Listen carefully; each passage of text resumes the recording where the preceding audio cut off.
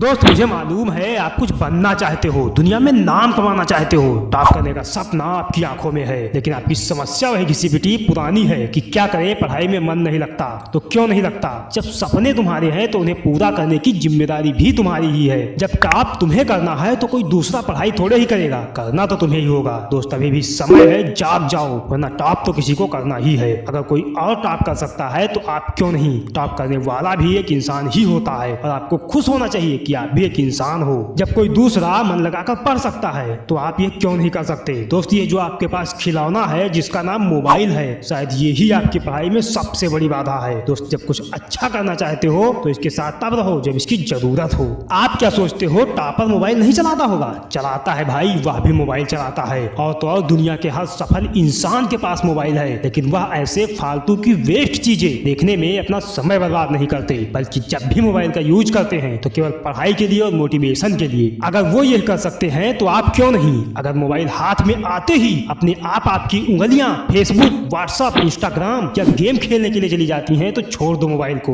दोस्त ये दुनिया बड़ी अजीब है, ये केवल रिजल्ट देखती है। कम मार्क्स आ जाएं तो आप पर हंसने वालों की कमी नहीं होती। एक बात दिमाग में भर लो, जिस समय तुम फेल होगे या तुम्हारे कम मार्क्स आएंगे उस समय लोग केवल तुम पर नहीं हंसेंगे, बल्कि तुम्हारे माँ बाप, टीचर्स, तुम्हारी फैमिली सभी पर हंसेंगे। क्या आप ऐसे ही अपना मजाक बनने दोगे? क्या होगा तुम्हारी फैमिली की उम्मीदों का? दोस्त जाग जाओ और लग जाओ अपने ड्रीम्स को पूरा करने में। आज ही एक टाइम टेबल बनाओ और पढ़ाई शुरू करो। यार ये क्या कह दिया मैंने, टाइम टेबल का नाम ले लिया। वो तो आप इस साल कम से कम 10 बार बना चुके हो और हमेशा सोचते हो कि इसे कल से पक्का फॉलो करूंगा, सोमवार से पढ़ाई शुरू करूंगा या 1 तारीख से पढ़ाई करूंगा। लेकिन पढ़ने का और उस टाइम टेबल को फॉलो करने का समय कभी नहीं आया। आखिर क्या सोच रखा है तुमने? तुमसे अच्छे तो जानवर हैं जो हर काम सही समय पर पूरा करते हैं, वो भी प्राकृतिक रूप से। आप दिमाग वाले एक स्वस्थ इंसान हो, फिर भी अपने सपनों को मार देने में लगे हो। दोस्त एक कड़वी बात सुनो, अगर तुमने यह सोच रखा है ना कि तुम्हारे बाप के पास बहुत पैसा है तो भाई अगर तुम असफल हो गए तो तुम्हारी जिंदगी तो उन पैसों से कट जाएगी, लेकिन दुनिया मजाक के साथ कहेगी कि देखो ये है वो व्यक्ति जो खुद तो जिंदगी में कुछ कर ना पाया और अपने बाप के पैसों से जिंदगी जी रहा है। मेरे हिसाब से धिक्कार है ऐसे व्यक्ति पर जो भविष्य में ऐसे शब्द सुनेगा।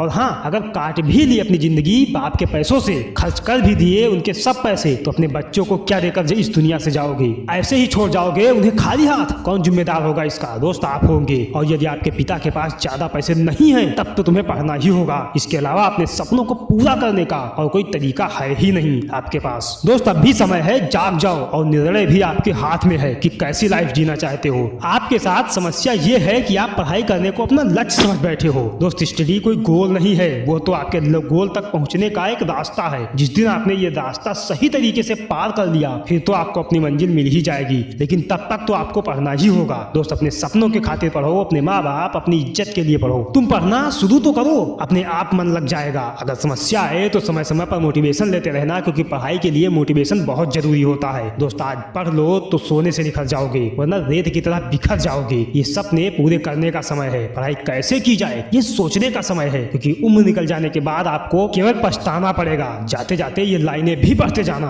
कि लहरों से डर कर नौका पार नहीं होती और दोस्त कोशिश करने वालों की कभी हार नहीं होती।